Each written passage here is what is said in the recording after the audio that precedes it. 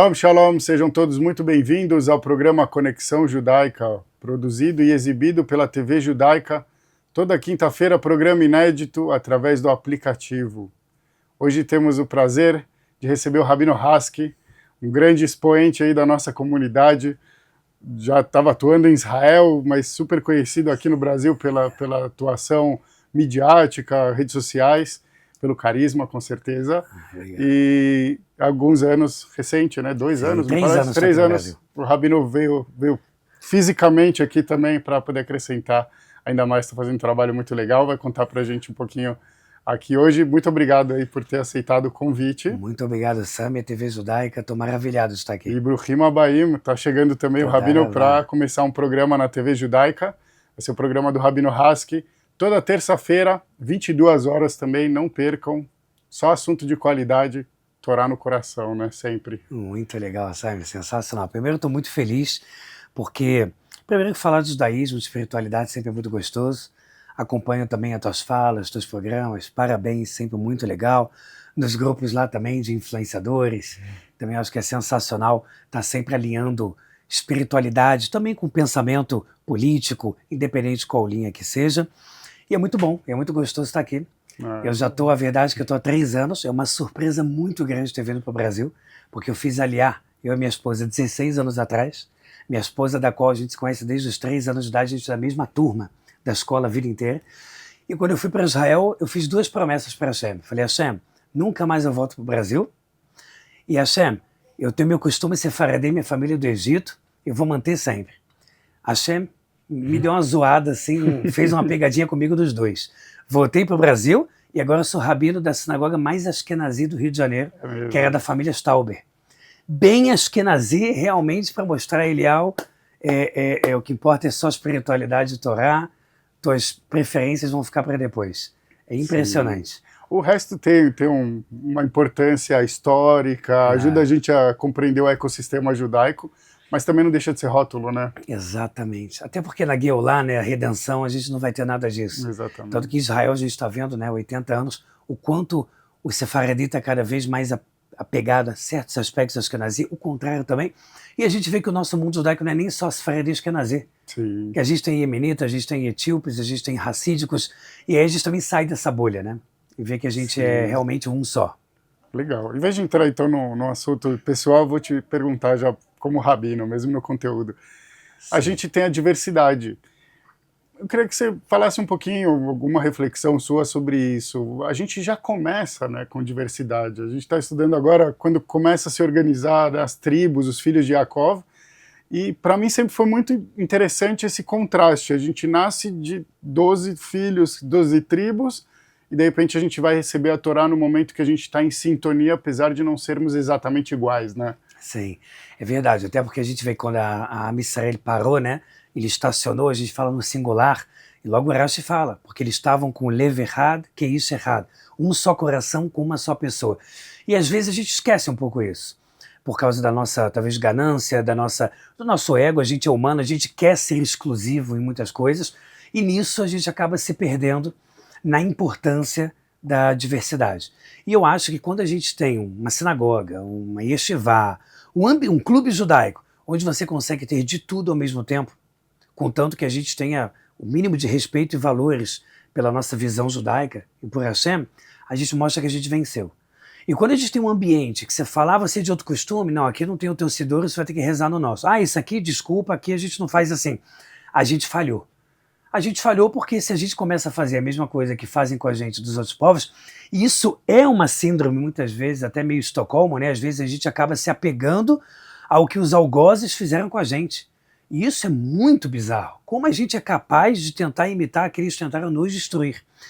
E muitos antissemitas levantam isso como narrativa e acabam enfraquecendo a gente. Sim. É parte da natureza humana que acaba sobrepondo a nossa identidade espiritual, né, às vezes. Exatamente. E isso achei muito legal você falar, isso é um tema que me mexe muito também, me faz questionar muito. E tem uma terceira possibilidade, que é você chegar numa sinagoga que reza com outro Nusach, e você fala, eu vou rezar com o meu Sidur aqui. Eu não sei nem até pela Halakha se seria o ideal. Sim. Mas eu vou numa sinagoga que tem um Nusach diferente. Eu, por exemplo, estive em julho na Itália, passei o Shabat em Roma. Lá eu até procurei, achei um Sidur assim assado, é difícil um pouco de escutar, mas eu queria me conectar naquele Nusach. Então, assim, legal que eles têm um Sidurim para todo mundo. Aqui no Sim. Brasil é importante ter um Sidur transliterado, traduzido, mas ao mesmo tempo também para uma pessoa que já está um a mais, às vezes ela se apega tanto ao seu e fala, mas será que eu vou conseguir desfrutar uma vez que eu já vou passar um Shabat? E quanto isso é rico, né? Quanto isso é legal. Isso é a maior riqueza que tem, né? Porque se você quer aprender do que você já conhece e o mais do mesmo, você nunca vai conseguir ter uma grandeza, uma amplitude espiritual. Nunca. Você vai acabar sempre se apegando assim que fazem na Lahá daquele jeito. Não, mas não é bom não, porque a gente faz assim. E você começa a olhar que, caramba, quando você vai olhar o Rambam, o Rif, o Rosh Hashanah, quantas opiniões não tinham? E quanta coisa hoje a gente faz a mais como Humra? Quanta coisa a gente faz a mais? Se a gente pegar as 6 horas de carne e leite, dependendo da opinião, era por causa da comida que ficaria na boca. Teoricamente, se não fosse, poderia ser menos. A gente junta Rashi, Rambam, tudo junto e fica 6 horas. Mas a gente não pode ignorar o processo de como foi. Exato. O processo. Senão a gente entra numa ignorância muito grande, que fica naquela coisa que a pessoa, a princípio, está estudando muito a Torá, mas ele não consegue responder nada. Ele não tem autonomia no estudo. Nada. Tudo tem que perguntar para o rabino. E isso é uma falha também. Tenha para você um rabino não significa que as coisas mais óbvias e básicas você tem que perguntar para o rabino. Então essa perda de autonomia que existe hoje em dia, em parte até do mundo ortodoxo, na minha opinião é uma vergonha. Porque faz com que os povos que olhem para a gente como o povo do livro, o povo que questiona tudo, não sabe responder o mais básico, mesmo tendo estudado 10 anos numa yeshiva. Sim. Então isso não era para ser natural, né, no nosso povo. Indagar, questionar, ter uma autonomia em cima do estudo era mínimo desejado, né, para a gente poder ter Torá de verdade. Pois é. Puxa vida, mais um ponto muito importante. Aproveito para puxar uma reflexão, que eu também gostaria de escutar a sua opinião ligado nisso. Sim. Eu cresci, acho que a nossa tchuvá não tem um lapso temporal tão grande, cresci numa época onde falava-se muito que a maior ameaça, e falam até hoje, é a assimilação. Cheguei no momento em que eu começo a me perguntar se a assimilação é a maior ameaça ou se a gente se assimilar sem ter o nosso background, sem saber ler o livro do povo do livro, esse não é o verdadeiro. Porque falar, não, assimilar. Mas espera aí, a gente está em conformidade com a Torá, também tem essa função de se assimilar. Inclusive vi um vídeo maravilhoso seu de Hanukkah, e você trouxe os detalhes de Persumanês, de a gente tem que mostrar o milagre, mas e se é no prédio alto, e se não é, e se tem judeus, e se não tem judeus, achei tão interessante que você colocou isso aqui, esse ponto também é importante. A gente divulgar para o judeu, infelizmente tem um judeu ou outro que talvez não conheça tão bem a história e os milagres, mas a gente não divulga, para quem de verdade é o Pirsum, né, essa divulgação, senão para as pessoas que nem sabem, que nem estudam isso, né? E Sami, é muito legal o que você está trazendo, acho que é muito enriquecedor, porque nos tempos sombrios que a gente está vivendo desde o 7 de outubro, a gente está vendo quanto é necessário a gente ter mais amigos no mundo. Essa coisa de muitas vezes você ver evangélicos que são nossos amigos, mas nem sempre a gente consegue ser tão grato de volta. Então, por exemplo, o que está acontecendo agora na África em relação aos cristãos, tem que falar mais. E eu estou vendo que muitos lugares estão falando, eu estou vendo que a TV judaica está falando, eu estou vendo que vocês estão... Tem que falar, e está certo, porque não pode ser uma via de uma só mão. De que o evangélico fala, pô, vocês são um povo escolhido, que obrigado. Mas estão matando cristãos, fazer o quê? É o mundo, né? Não, você tem que ir igualmente, na mesma moeda, até porque isso vai gerando um compromisso, uma lealdade entre povos, que também não deixa de ser parte da redenção, né, da Geulah. E o que você falou da questão de você ter um background forte para poder se assimilar, é igual quando você sabe Torá o bastante para poder permitir. Porque quando você não sabe nada e quando você acaba de fazer tchuvá, tudo é proibido. Nada pode. Na dúvida, evita. Na dúvida não faz. Evita. Né? Eu fiquei religioso com 17 anos. Eu era zero religioso, comia pouco, nada religião. E isso me deu também uma experiência. O fato de não ser nada religioso hoje faz eu enxergar o não religioso com muito mais facilidade. E quando você não tem Torá, quando você não tem Torá, tudo você olha de uma forma proibitiva e você fica chato. Tem uma frase que a gente fala em Israel, Baal Tshuva, sem Adrahá, é pior que o Hezbollah. Uau. O cara fica desagradável, chato. Mãe, você mexeu na plata, mãe, eu vi que você apagou a luz e depois acendeu, eu fiquei sabendo. Insuportável. Aí quando a pessoa começa a saber muito a Torá, ele fala frases como a do Rav Ovadia Yosef, um grande Posek Halachá, que dizia: a força é de permitir. Quando você é grande em Torá, você sabe permitir. Saber proibir, todo mundo sabe. Então você começa a ter muito mais autonomia e dinâmica. E é o que você falou. Se eu sei bastante Torá, eu posso assimilar opiniões alheias com segurança. Segurança. O que eu não posso fazer para a palavra grego, né, que vem do agregar aleatoriamente. Porque se eu agrego aleatoriamente, eu não tenho mais uma identidade. Mas se eu tenho uma identidade e eu me complemento, entra aquela frase da Guimará: a sabedoria dos outros povos, acredite. A fé dos outros povos, não acredite. Você já tem a tua. Mas a sabedoria, os árabes criaram os números como a gente cria. A gente não gostaria hoje de estar falando em forma de letras. Aleph mais Gimel é igual a Dalet. A gente tem que agradecer aos árabes antigos com os números. Então, no final das contas, tá tudo bem. Não é, né, você não está perdendo legitimidade, você não está se enfraquecendo como povo. Ao contrário. Para você ser capaz de aprender com o outro é porque você está muito seguro de si. Para você ser capaz de pedir desculpa é porque você está muito seguro de si. Para você ser capaz de perdoar é porque você está muito seguro de si. Quanto mais você está seguro de si, mais leve você é. E quanto mais as pessoas hoje em dia de certas visões políticas falam em paz e amor de modo demasiado, são pessoas mais cheias de ódio, são pessoas mais perdidas na vida, são pessoas que eles tentam no fundo propagar algo que eles jamais conseguiram viver. Então a dualidade e a dicotomia acaba vivendo também muito forte, né, na nossa visão judaica, política. Se eu sou capaz de escutar o que é diferente de mim 100%, é porque eu estou excelente, muito bem no meu espaço. Então tá tudo bem, eu posso sentar em qualquer lugar e falar, né, e ouvir. Exatamente. E é o desafio, né, como você colocou. Sim. Se não fosse assim, a gente também não teria nem por que ter o Yetzer Hará, uma tendência a fazer coisas negativas. Sensacional. Que às vezes são mais gostosas ou mais convenientes. E qual é o motivo, né? Sensacional. Isso. Seremos robôs, né?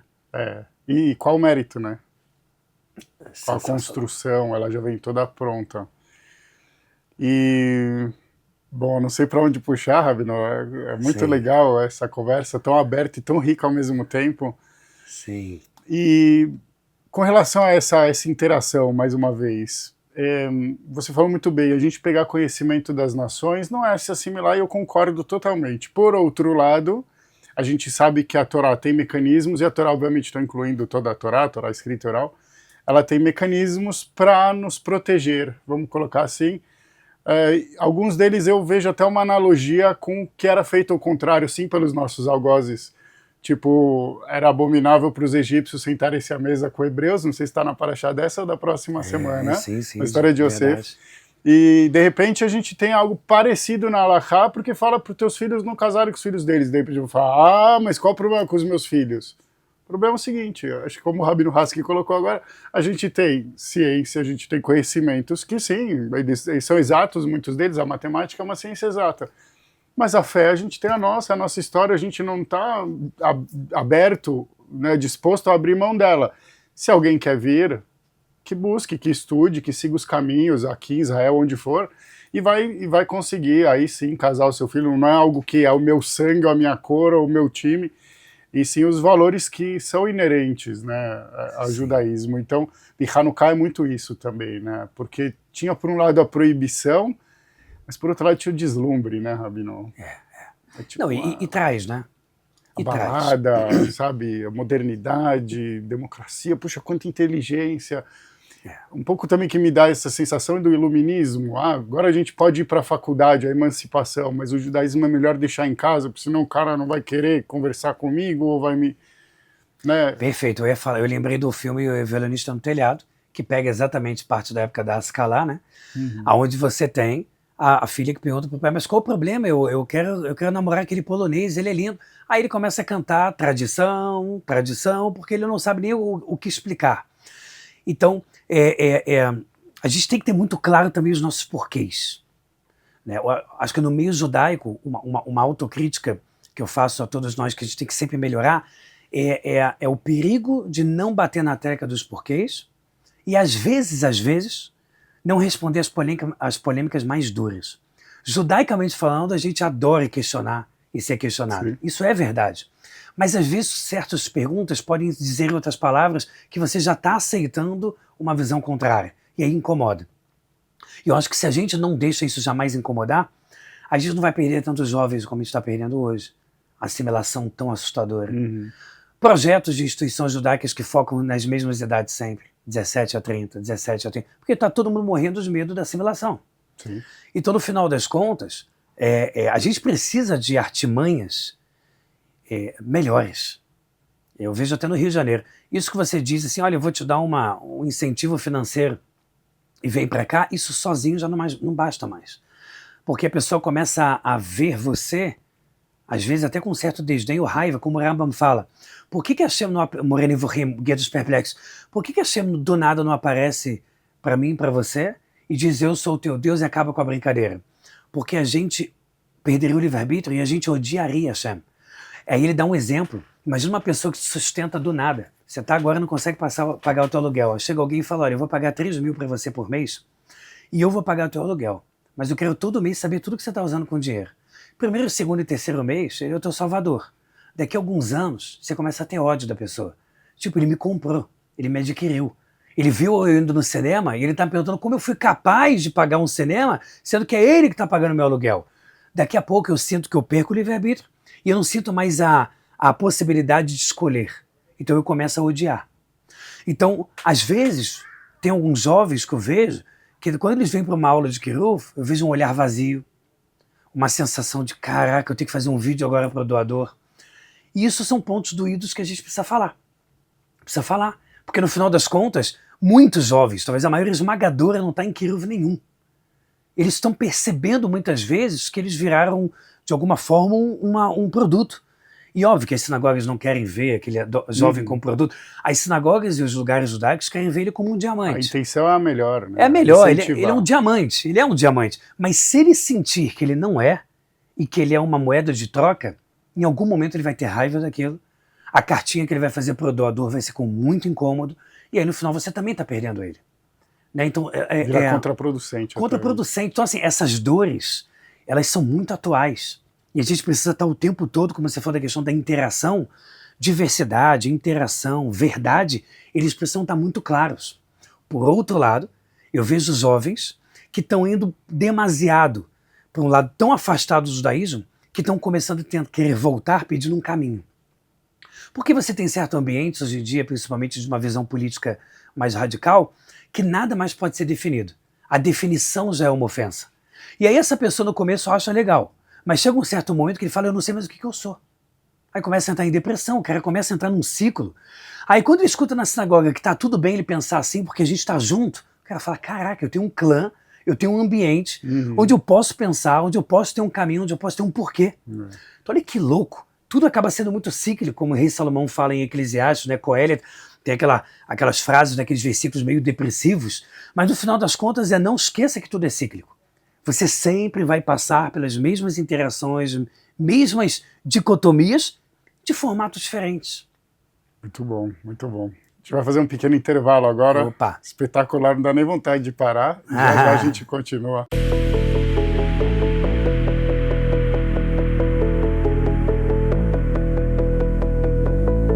Para não ficar de fora e poder assistir 24 horas por dia a TV Judaica, baixe agora mesmo o aplicativo em seu celular, disponível na App Store e Google Play. E assista também em sua Smart TV, direto da loja de aplicativos do seu aparelho, totalmente gratuito. TV Judaica, a primeira televisão judaica brasileira.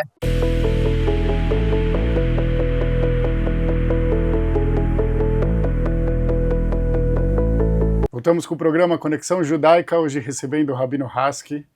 E queria já voltar para o tema que a gente estava abordando no final do primeiro bloco, até como uma autocrítica que é fundamental, que a gente não se mostra melhor do que ninguém, mas sobre esses gaps, de muitas vezes a gente está focando só numa idade, muitas vezes a gente está fazendo a coisa um pouco mais engessada do que poderia ser, ou até não dando a sensação para o jovem, e nesse caso falando porque eles são o foco, de que eles são o nosso tesouro, os nossos príncipes, né? E de repente às vezes fazendo parecer, não, tô te dando uma ajudinha de custo aqui para ver se eu lavo a tua cabeça. Não, definitivamente não deveria ser isso, não pode dar, e a gente tocou nesse ponto só que às vezes pode chegar a ser contraproducente. Com a tua experiência de comunicador, de rabino, que subentende também comunicador e tal, mas também dos anos de internet, interação com todo tipo de gente.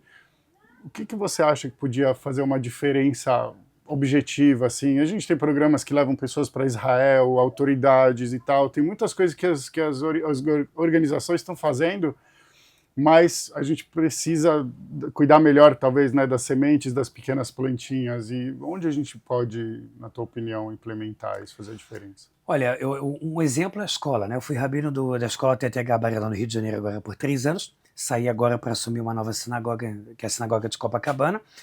E uma coisa que eu percebo ali, sabe, principalmente na escola, é que os adolescentes, eles começam a te ouvir melhor quando eles têm não só um senso de pertencimento, mas quando é dado a eles uma opção de liderar, a possibilidade de conduzir. Isso é muito mais poderoso.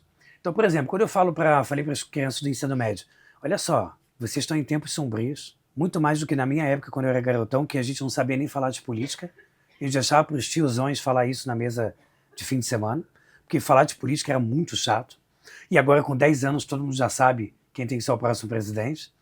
Então, eu quero falar um negócio para vocês. Vocês vão agora para uma faculdade, pós 7 de outubro, onde o mundo está muito sombrio. E as pessoas vão perceber pelo sobrenome, e vão perceber de algum jeito, e as pessoas vão indagar. E a minha pergunta para vocês é o que vocês vão responder? Como é que vocês vão se defender? Quando você joga um compromisso com uma dificuldade muito grande, da qual a pessoa sabe que ela não tem muita opção, de alguma forma a pessoa pega para ela e fala, peraí, eu realmente preciso de uma resposta. E o que a gente faz? E aí você pode abrir vários pensamentos, não, vamos pensar junto. Como eu melhoro a minha identidade? Será que quando eu estou mais seguro, isso não facilita? Por exemplo, uma pessoa andando numa rua escurecida, meia-noite no Rio de Janeiro com medo, com certeza é mais fácil ela ser assaltada. Uma pessoa que anda como se fosse o dono da rua, o ladrão fica, pô, será que esse cara é amigo do meu superior, do meu chefe? É melhor nem assaltar ele. A dinâmica da forma que você vive, ela passa uma mensagem muito poderosa. Muito poderosa. Quando eu comecei a ficar religioso e botava kippá, eu tinha escutado umas 2 piadinhas. Hoje, como rabino, 3 anos no Rio de Janeiro, eu nunca escutei nada. Talvez, quando você está muito seguro de si, o outro começa a ficar em dúvida.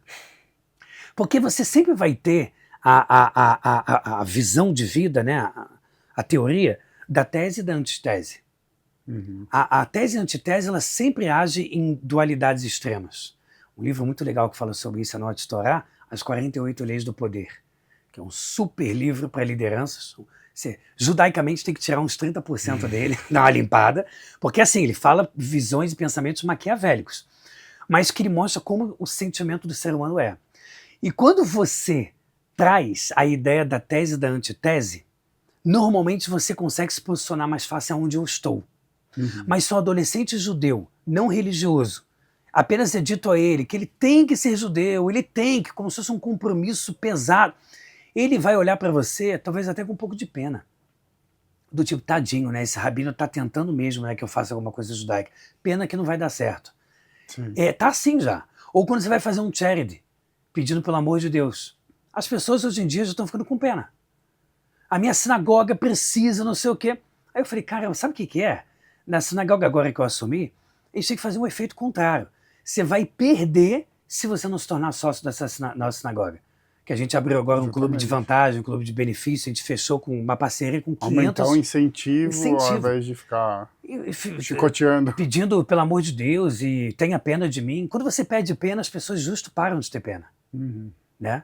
Então agora a gente fez um clube de benefício na sinagoga, que eu estou muito assim, orgulhoso da nossa equipe, com 500 estabelecimentos. Pegou 500 estabelecimentos de cinema, farmácia, loja, tal. Foi de um em um e fechamos um site com aplicativo nosso, que quem se tornar sócio da nossa sinagoga, lá pagando R$180, ele tem chance no econômetro de voltar para ele 1.500.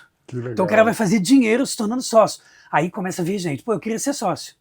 Agora você fala, gente, a sinagoga, gente, a gente precisa de vocês, gente, por favor. A pessoa te olha e você vê que tirando 1 a cada 1.000, a pessoa não fica nem sequer mais com pena. Então você precisa dar valor, porquê, compromisso, liderança, fazer a pessoa se sentir o máximo. E é verdade. É uma verdade. Cara, você na faculdade vai levantar uma visão judaica que eu, como um rabino da sinagoga, não vou poder fazer. Tá na tua mão como é que vai ser o judaísmo dos próximos anos. Tá na tua mão se a tua faculdade vai ficar mais antissemita ou menos com você lá como aluno. Então, meu amigo, se vira porque você vai ter que criar um esquema. E aí nessa hora a pessoa normalmente vai pedir ajuda. Pô, mas eu quero saber como é que eu faço. Eu realmente não estou pronto. Ah, você não está pronto? Pô, então vamos sentar junto. Virou uma necessidade, virou uma demanda. Agora ele quer. Então eu acho que isso ajuda muito com os jovens hoje em dia. Eu tô te ajudando a cumprir uma demanda sua. Não é você que está me fazendo um favor de vir para a sinagoga para o Kirov. Né? Eu acho que isso já dá um up muito legal. Já valeu a pena o programa inteiro por essa palavra. Muito bom. Até perdi aqui o fio. Tem uma coisa muito legal, acho que o que você falou fica de inspiração para todas as sinagogas, porque tem esse desafio, a gente sabe, na maioria absoluta das sinagogas. E aqui, especificamente na sinagoga que eu frequento, é muito legal que às vezes quando um jovem vem na Torá, depois começa aquele zum de sinagoga, e aí, o que você vai dar? O que você vai dar? E aí o jovem geralmente acha que está falando de dinheiro, fala assim, não sei, vou dar, sei lá, um rai, né? Aí eles falam, não, jovem aqui não dá dinheiro, o que a gente quer é judaísmo. O que você vai dar de presente pra gente de judaísmo? Você já põe filho e não põe uma vezinha por semana, coisa que você fala muito no teu vídeo. Faz uma mitzvah a mais, acrescenta alguma coisa no teu judaísmo. Se puder ser com a sinagoga, melhor ainda. E aí é isso, você cria uma relação que é agradável, que é o que será que vai ter na semana que vem? Não, que saco, tem que ir de novo. Já vim para lá hoje, vou de novo agora, daqui a pouco. Quantas vezes eu vou no mesmo dia na sinagoga? Quanto mais, melhor. Só que se isso for uma coisa espontânea, todos que vão te olhar vão falar, puxa, que legal. Enquanto que se é uma coisa forçada, aquilo que você falou do Baal Teshuvah, de repente ele vira tóxico, e esse é o objetivo. Onde fica o Derech Eretz, onde fica a nossa sensibilidade, né? E foi maravilhoso esse exemplo que você deu aqui da sinagoga, sensacional. E olha que legal, de bandeja é capaz da pessoa chegar lá na frente e falar, poxa, eu também queria saber algum projeto que eu possa participar aqui, eu queria doar, queria ajudar. Porque se parte da pessoa, você fez um golaço. Se você tem que ficar implorando, a gente já sabe que não é a mesma coisa, né? Não é a mesma coisa. E olha que legal, subir cada vez na Torá não vai virar quanto eu vou ter que gastar cada vez. Qual conquista eu vou fazer? Poxa, eu estou um pouco afastado, eu tenho que ir lá então subir na Torá. E exatamente, essa é a ideia, né? Sim. Um pouco, acho que até do que tinha no Beit HaMikdash, a gente está tão distante que a gente às vezes não consegue comparar, mas o que significava que a pessoa mitnadev, ou que ela se comprometia que ela vai levar? Você vai na Torá, você está se comprometendo que você vai levar alguma coisa a mais. E agora eu queria só mudar um pouquinho do tema, porque eu lembrei de algo que eu queria falar sobre escola. E você tendo sido diretor, rabino da escola, vai poder dar uma ideia interessante. Eu falo, pode parecer um pouco de preconceito, mas é meio que a minha opinião do que eu vivi, do que eu observo sobre escola judaica. Não a escola em si, não é uma crítica também.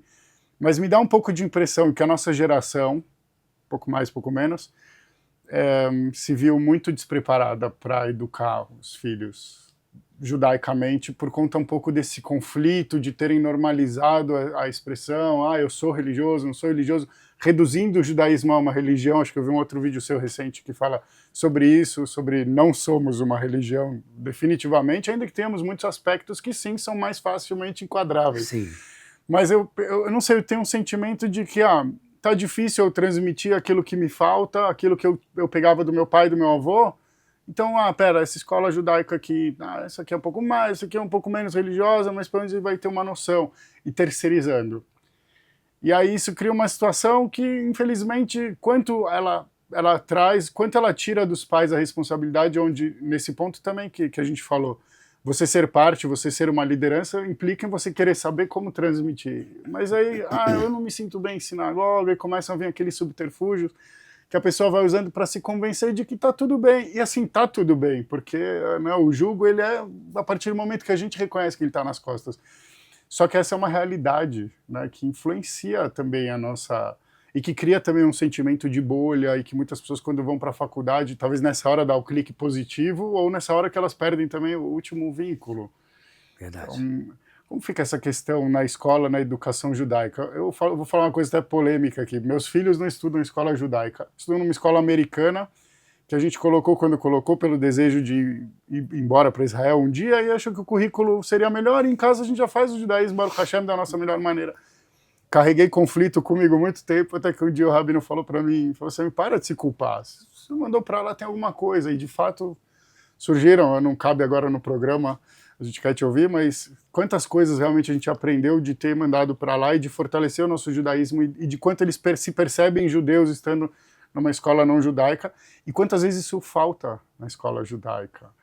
Eu estudei escola judaica até eu fazer tchuvá, o que me ensinaram lá, tudo bem, eu sabia um ragoto, mas eu tinha um pouco isso em casa, mesmo a família não, se definindo como não religiosa e até eventualmente a gente ter um porquinho, alguma coisa, mas chegar no outro extremo, de repente, não, tive a oportunidade de ir para um yeshivá, o que isso marcou em mim, como que eu levo isso adiante? E amigos que foram e que, de repente, isso não... Esse ponto do toque, né, Rabino? E acho que com certeza, sabe? Você na internet, para mim, me transmite uma sensação muito de um papo muito aberto e natural, como assim, como a gente está levando agora, Sim. mas que você tem com cada um dos espectadores, para que ele tenha essa busca dentro de si, que ele não seja só mais um número numa humanidade de sei lá quantos bilhões de seres humanos, mas entenda por que você está vivo. Isso é uma mensagem que não é só judaica, é universal, né? Com certeza. Eu acho que parte da resposta está no exemplo que você deu dos seus filhos, porque quando você percebe, né, e tem a consciência que você é judeu e você está com não-judeus, normalmente a tua identidade ela está muito mais preservada, por causa daquela tese e antitese. Se você está com todo mundo igual, não tem mais antitese. E se não tem antitese, não tem nada que me mova. Por exemplo, tem pessoas que você sabe que às vezes são ruins no mundo. Normalmente, quando você começa a mostrar que você vai contra ela, imediatamente, como o Tânia fala, ele vai gerar uma força reversa 10 vezes maior. Então você tem que saber agir com muita sabedoria para você não ficar mexendo com certas coisas que vai vir um turbilhão de força e que no final das contas você vai ter que gerar mais e o desgaste é gigantesco. Mas quando você tem algo que é diferente de você sente a necessidade de buscar simetria. Porque o nosso cérebro, a nossa mente, ela é simétrica. Ela o tempo todo busca identidade nos outros e ele é parecido comigo. E a classe social é parecida. Pô, ele vê as mesmas séries que eu. A gente adora tudo que é muito simétrico. Por outro lado, o assimétrico, ele te dá um pouco de nervoso, um pouco de mal-estar e te obriga a tentar se recolocar em algum ambiente. Então a assimetria ele é muito importante. Ele é muito importante. Porque aí você vai num ambiente que tem pessoas que são muito diferentes de você e fala, caramba, olha só, eu sou judeu, eu nem comia eu até comeria esse tipo de coisa aqui fora de casa, mas não vou comer porque as pessoas estão entendendo que eu sou judeu e eu estou me percebendo aqui como representante de judeu. Então, tese e antitese, eu acho que ela fortalece muito. Número 2, a questão do dar, na educação também. Quando você ensina aos teus filhos que ele é apenas obrigado a fazer tudo para poder receber alguma coisa, que é o atnayá, é o condicionamento na educação, eu acho que é o pior formato que existe. Eu prefiro as minhas filhas que falam assim, não estou a fim de fazer Netilat Yadayim. E ela fica naquele conflito interno, onde ela tenha que sair daquele conflito sozinho, com a nossa ajuda, mas sair daquele conflito, do que falar, pô, eu vou ter que fazer obrigado, mas sabe o que é? Meu inconsciente já está me dizendo, quando eu fizer 18 anos, quando eu sair de casa, eu nunca mais vou fazer. Porque você nunca deixou ela entrar num conflito interno para ter que fazer uma escolha. Ajude ele a escolher. Se você apenas obrigar, ele nunca vai conquistar aquilo sozinho. E outra coisa, quando você pega a palavra amor em hebraico é ahavá. Aí você pega a palavra, o shoresh, a raiz é hav. Como você fala no Zemun, hav, lá no Venivi. O que é hav? Dar. A raiz da palavra amor é dar. Se você ensina o teu aluno ou os teus filhos a darem de si, ele vai conquistar mais, amar mais, escolher mais. É muito melhor. Se você ensina ele a receber, ele vai virar um pedinte o resto da vida. E aí tem aquelas famosas histórias de pai que chega pro filho e fala, filho, você tirou nota boa como eu tinha te pedido e fez uma coisa para a mamãe. Então eu tinha te prometido 2 sorvetes, vamos lá.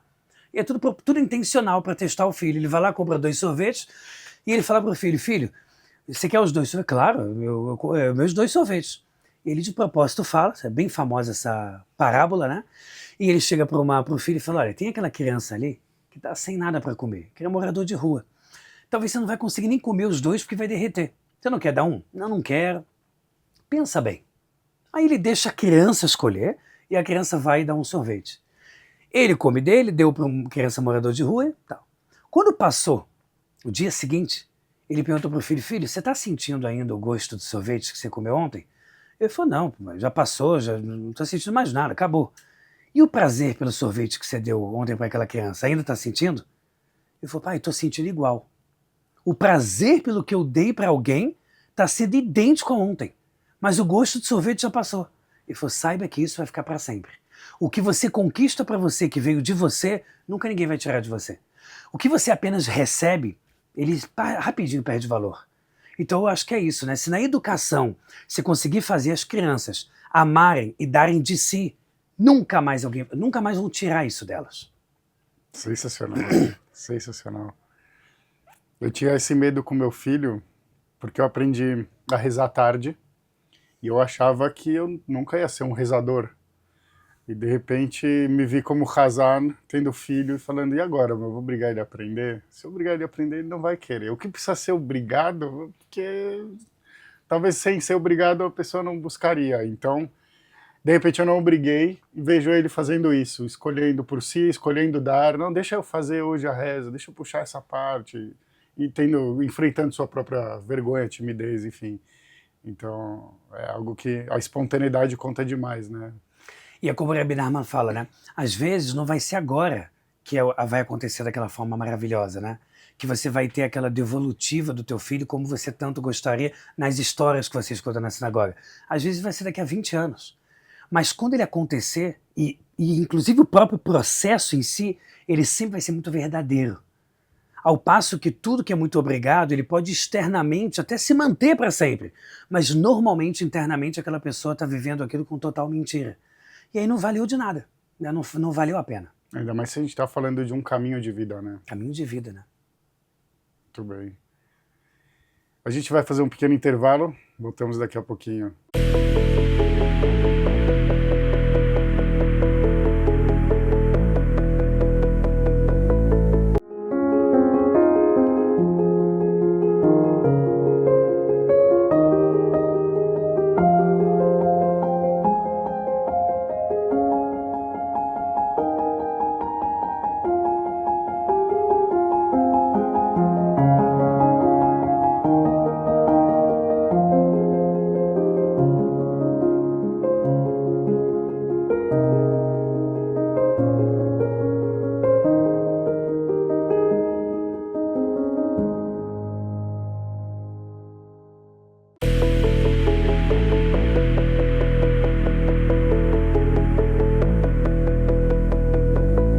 Voltamos mais uma vez com o Rabino Hask, hoje Conexão Judaica, muita conexão e muito mais ainda judaica.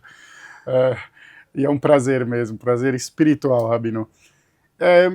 Queria pegar agora um ponto delicado, que não concerne talvez diretamente a nós, mas algo que a gente vê acontecer, que é eu vou tentar usar um termo do Tanakh, que cada um faz o que parece certo aos seus olhos, e no fim de Shoftim, do livro de Juízes, ele fala porque não havia um rei em Israel, e para mim a interpretação muito clara ali é que faltava um senso de união que precisa. E hoje, assim, a gente tem esse senso forte, ainda que tenhamos nossas questões, mas temos muitos movimentos que, para não fazer acepções aqui também muito fortes, mas que preenchem lacunas, talvez, que a gente deixa enquanto comunidade ou enquanto Shomrei Torá, e que acabam chamando muita atenção na internet, acabam... Uma vez eu vi um vídeo seu, não sei se você lembra, acho que até te mandei uma mensagem, acabam complicando assuntos que já são complicados para a gente, como conversão, assunto tão delicado, e de repente tem várias conversões com respeito aqui às pessoas, mas que aos nossos olhos, aos olhos da Halakha, são falsetas. Sim. São xing-ling, como a gente diz, e isso são vidas que estão na mão dessas pessoas e tal, mas essas pessoas, por outro lado, só estão fazendo isso porque essas lacunas existem. Então, não só a gente terceirizar a responsabilidade, tem gente que faz assim, mas o que a gente poderia fazer diferente? Acho que o que você faz, e alguns outros também, alguns outros poucos, que metem a cara mesmo, se entregam de corpo e alma, fazem, mas para a gente poder trazer uma noção ainda mais clara, até mesmo do que implica isso e dos perigos que existem, que são grandes disso acontecer. Sabe, eu acho essa pergunta maravilhosa, porque eu acho que é uma das maiores dores que eu tenho em questão de comunidade judaica. Primeiro que eu vejo que poucas lideranças se posicionam em qualquer aspecto. E isso é muito ruim. Porque quando você chega para um rabino e fala, olha só, o que você acha disso? Não entro nesse ponto. O que você acha? Não, eu não entro em nada. Então, o que você quer me ensinar? Se você quiser me ensinar só o que um livro me ensinaria, eu não precisaria estar com o líder. Eu não precisaria estar aprendendo. Porque eu pego o livro e decoro. É óbvio que a liderança, e todas as lideranças, tem que ter o seu cuidado de ele conseguir opinar, se posicionar e ao mesmo tempo acolher. Mas o desafio não significa que ele deva ignorar. Hoje em dia eu vejo muitas lideranças no Brasil judaicas que não se posicionam contra absolutamente nada. Nada. O governo falou uma coisa extremamente antissemita. Olha só, a gente tem que estar bem com o governo, não é bem assim, calma. Tal coisa, calma, não é, tudo é calma, não é bem assim. Então quando você vai se posicionar? Quando tentarem fazer um holocausto de novo, que aconteceu exatamente porque a gente não conseguiu a tempo nos unirmos, fugir de lá, agir com uma rebelião generalizada na Europa. Será que não é exatamente isso que sempre falta na gente? Então isso é um ponto que me incomoda muito. Número 2, a questão da conversão. Nós ortodoxos temos um defeito muito grande, que é fingir que não existem pessoas querendo se converter.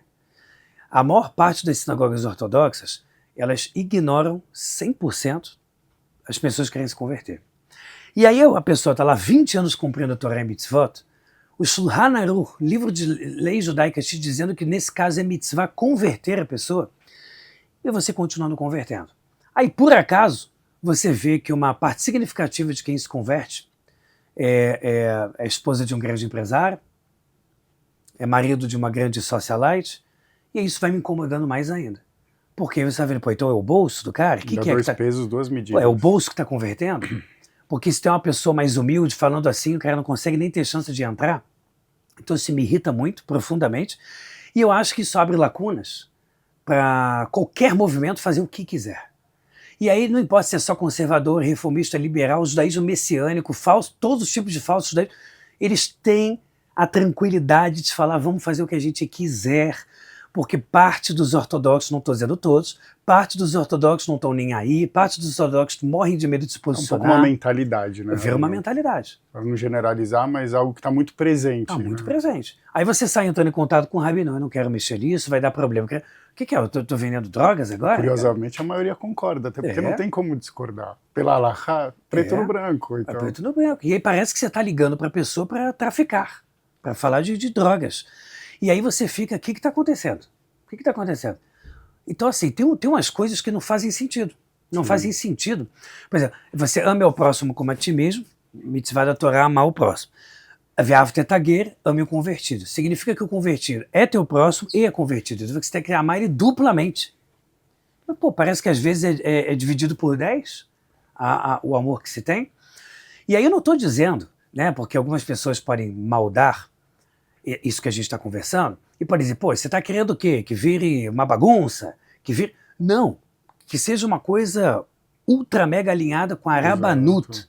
Com que Rabanut, que seja ultra organizada, com o rabado ortodoxo dos Estados Unidos. Mas está uma bagunça. Mas está, né? Faz um negócio alinhado com as Rabanuyot ortodoxas, seríssimas, e vai fazendo um negócio, vai criando um sistema. O cara está há 2, 3 anos super sério. Pô, ajuda a pessoa. Exato. Ajuda a pessoa. Eu escutei o nome de um rabino, que não deixa eu falar o nome dele com razão, um rabino muito grande de São Paulo, falou, Eliel, eu já cheguei uma época no Rav Haim Kanevsky, e ele falou para Rav Haim Kanevsky assim, Rav, vem pessoas que estão há 20 anos, que já terminaram o Shas, a Guemará toda, e sabem mais Torá às vezes do que rabinos. A vida deles é a Torá. Só que se eu converto eles em São Paulo, ajudando eles, eu sou massacrado. O rabino dizia, mesmo assim você tem que converter. Esse rabino me contando assim, que o Rav Haim Kanevsky falou, mesmo assim você tem que converter. Quando ele chegou em São Paulo, ele foi falar com a sinagoga, foi falar com a diretoria, falou, se você fizer isso, a gente te arranca daqui. Mas te arranca daqui por cumprir o mandamento da Torá? Por estar sendo rabino. Por estar sendo rabino? Então significa que tem pessoas que se vendem, Tem pessoas que valem dinheiro. E tem um sistema também. E tem um sistema, e tem pessoas que são baratas ainda, que paga pouco para comprar. Uhum. E aí a gente perde a nossa essência. A gente não pode perder a nossa essência. Sim. Não é deixar virar carnaval, não, mas é fazer o que é certinho, mas fazer. Sim. Uma vez eu ouvi uma coisa de que tem sinagogas que não são os melhores ambientes para quem quer fazer um giur, porque vai chegar lá, vai ver que todo mundo vem de carro, mexe no celular no Shabbat, a mulherada sente tzniut, e vai falar, eu quero esse judaísmo. Só que esse não é exatamente uma opção, ainda mais se a gente falar de acordo com a Halakha, que é a perspectiva judaica real. Mas aí eu queria te trazer uma questão que também tem me instigado muita reflexão sobre isso. Alguém que casou fora. Um cara casou com uma mulher que não é, uma mulher que casou com um cara que não é. E eles têm filhos. Obviamente a gente sabe a mulher que os filhos vão estar dentro e tá tudo mais fácil. Mas e no caso contrário? E o cara super se engaja, o cara começa a fazer o processo de chuvá dele, só que ele já casou, ele já tem filhos, e ele tá começando o processo de chuvá dele, mas ele também não vai receber sobre si as mitzvot no nível que ele teria que receber. Que ele não, mas que a família dele teria que receber para passar um giur. Não sei se a Halakha entra tão nesse detalhe hoje, ou se os posquim mais modernos trazem. Queria te ouvir um pouco sobre isso, imagino que todo mundo Só um ponto que não ficou claro para mim, quando o rapaz, por exemplo, está dizendo o quê? Que no caso ele não é judeu? Não, quando o cara é judeu, ele constituiu a família, e agora ele começa a fazer tchuvá, mas a família é a família. Né? Tem gente que fala, não, larga a família, tá tudo certo. Não tem isso não é uma opção. Eu acho que nesse caso, por exemplo, o Rambam, ele nos dá a entender que quando você tem um caso de família que já está casada há muitos anos, não vai divorciar, não sei o quê, fazer o possível para que a pessoa se converta. Eu acho que nesse caso é um trabalho que tem que ter verdade, tem que ter veracidade, é claro, mas que ele pode ser estimulado. Na minha opinião, ele pode e deve ser estimulado nesse caso. Que é aquela coisa do Zera Israel. Uhum. Né? O pai é judeu, a mãe não é judia. Os filhos são sementes de Israel. Por que não estimular? Tem posquim que falam que nesse caso seria mitzvah estimular. Não é, olha, você vai se converter mesmo sem cumprir Torah mitzvah. Claro. Faz um negócio super sério, faz um negócio ortodoxo, faz um negócio tudo certinho. Mas estimula. Faz por onde? Vai construindo o ambiente da casa. Vai tentando convencer de que esse é o melhor. Porque no final das contas você vai se desfazer de uma família inteira. Você vai simplesmente abandonar. Você vai, não é assim, né? Não Sim. É um trabalho, não é um setor da minha empresa, é uma vida, né? É uma família. Então eu acho que você tem que ter o lado humano e você alinhar ao máximo com o caminho do meio. Né? Eu acho que o caminho do meio, dentro da Torá, obviamente, porque tem gente que fala assim para mim, no caminho do meio é o quê? Meio Torá e meio fora? Não, dentro do caminho da Torá, você pode seguir o caminho do meio. E o próprio maior posseco de todos os tempos, o Rambam fala isso. O caminho do meio é o caminho de ouro. Ele fala, tirando a raiva e a arrogância, que não tem meio, todo o resto siga no meio. Então assim, a gente vê de tzadikim antigos que casavam com mulheres que se convertiam, que os versículos dão a entender que eram indias. O rei Salomão, quando foi casar, por mais que ele errou pela numeração, mas em nenhum momento foi errado a princípio ter convertido, também pareceu que foi em pouquíssimo tempo. Então, se é da forma correta e vai ser seguido à risca, por que se fazer tanto problema, mesmo nesse caso?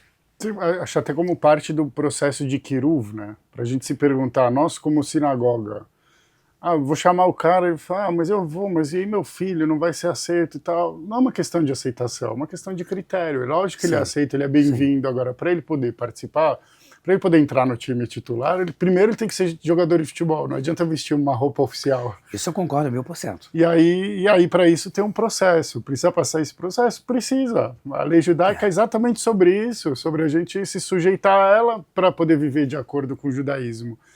Só que, de repente, isso virou uma bola de neve tão grande, porque a gente tem... É o rabino que me liga pisando em ovos, e não é um especificamente, tem alguns que já me ligaram, olha, Sami, você pode dar aula para esse? Puxa, o pai dele é tão meu amigo e eu não posso, eu vou me queimar. Não, claro que eu posso, com o maior prazer, vamos ajudar.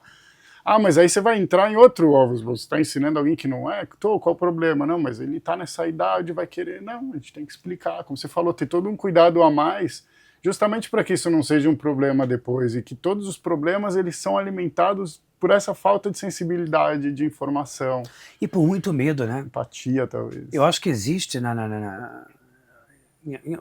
até algumas comunidades ortodoxas, quando você está em Israel, você vê que existe muito medo, existe uma cultura de botar tudo debaixo do tapete, existe uma cultura de que se alguém fez coisa errada não fala para a polícia porque é entregar para uma instituição. E aí as pessoas começam a falar, peraí, então eu vou fazer o que eu quiser. Eu vou fazer o que eu quiser.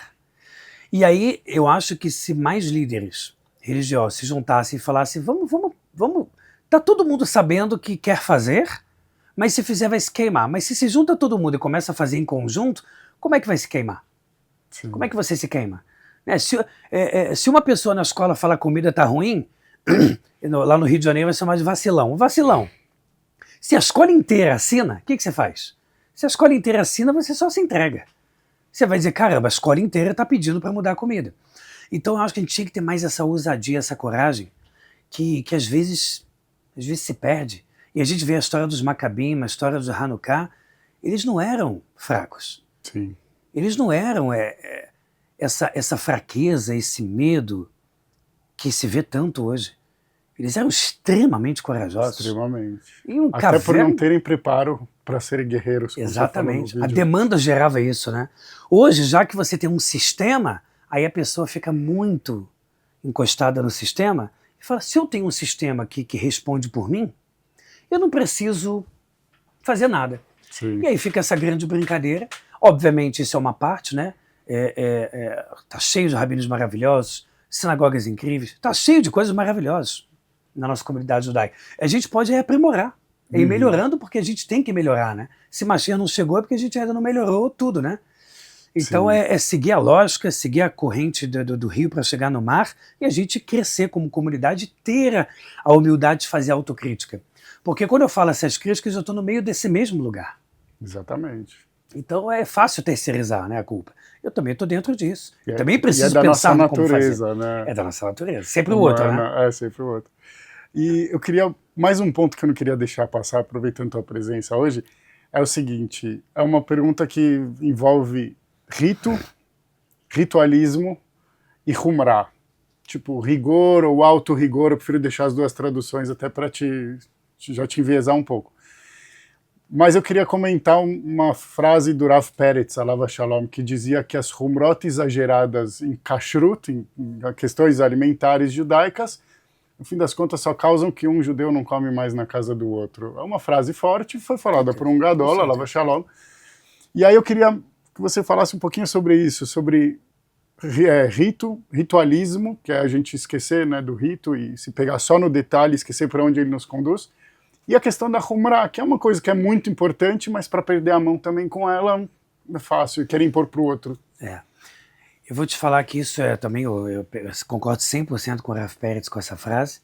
Eu acho que essa dificuldade que é feita hoje em dia na kashrut, a gente vê isso no Brasil todo, em São Paulo aqui também, umas polêmicas que não fazem o menor sentido, e que você começa a pensar, caramba, o pessoal está de brincadeira. Porque há 50 anos atrás, você fazia o teu pão num forno comunitário. E você falava, patacum, tal, você tem alahá, você estuda, tal. Você pega só a visão do Rambam, poderia usar o mesmo forno, carne e leite. A gente não faz isso hoje em dia, mas é efeito de parâmetro, é importante saber o processo. A gente vai usar um forno carne, um forno... Mas se o Rambam coloca como permitido, e hoje parte dos iemenitas fazem, e ele é o maior pôr seco da história, nada mal a gente trazer como parâmetro. Mas hoje está muito longe disso. Hoje em dia você tem 100 selos de kasher, só um pode. Aí você está em Israel, de 150 só pode 2, e tem época de eleição que tem gente que fala, olha, na época de eleição eu não como esse selo, porque vai fortalecer tal política. Então vai se catar. Você então vende a tua alma logo e sai fora, vira ateu. Porque quando a pessoa joga toda a força dela numa mentira dessa, normalmente vai pesar em outro lugar. E normalmente pesa. Normalmente o marido que só come uma esgarrá e critica tudo e todo mundo é um péssimo marido. É um péssimo pai. É um péssimo ser humano. Normalmente essas pessoas que fazem de um mandamento a Torá toda e do resto da Torá que ele pode enganar os outros, um nada, normalmente são pessoas que eles não têm equilíbrio, não têm plenitude, não têm verdade. Então eu acho que você precisa ter o bom senso. Precisa ter o bom senso. Você não pode chegar e dizer que de 100 selos, todos com rabinos, só um é kasher. Então Moshe Rabbeinu não comia kasher. De acordo com as políticas que a gente tem atualmente aqui de São Paulo, Moshe Rabbeinu, quando comia um alface, ele estava sendo um goi comendo alface. Porque estão proibindo tudo em todos os lugares, porque só uma empresa ou outra pode. Então, assim, é tanta mentira que a gente começa a ficar incomodado, que a gente começa a ver que não é por aí. Com certeza não é o que a Hashem quer, isso está garantido, na minha opinião. Então, assim, seja mais equilibrado, você não é um ser angelical, você não é maior do que Moshe Rabbeinu. Tá tudo bem se você fizer igual a Moshe Rabbeinu. Hashem vai te aceitar se você for igual a Moshe. Sabe? Então, assim, é ter um pouco de simancol, de autocrítica e tirar essas coisas que são essas camadas, esses personagens que se criou, que todo mundo só pode se vestir igual, falar com o mesmo sotaque, e aí todo mundo fica assim, sem identidade, sem personalidade, vira um bando de massa de manobra. Eu acho isso muito ruim. A gente tem que mexer nisso, né, urgentemente. Rabino, eu não vou te convidar para deixar uma mensagem, porque eu acho que o programa inteiro foi uma grande mensagem. Queria te agradecer mais uma vez, super obrigado por estar aqui com a gente na TV Judaica, no Conexão Judaica. Você que é uma conexão judaica em pessoa. Obrigado. E que bom, todos acompanhem. Quem ainda talvez não acompanha o Rabino Haas, que acompanhe, divulgue o trabalho maravilhoso que ele faz. E a gente, com certeza, unidos, vamos cumprir a nossa missão da melhor maneira e mais rápido possível que precisamos. Amém. Né? Com certeza, muito obrigado. É isso aí, muito obrigado. Continuem sempre acompanhando os programas da TV Judaica, 24 horas de conteúdo judaico pelo aplicativo. E continuem sintonizados com Israel, com o judaísmo e com o mundo. Shalom, shalom.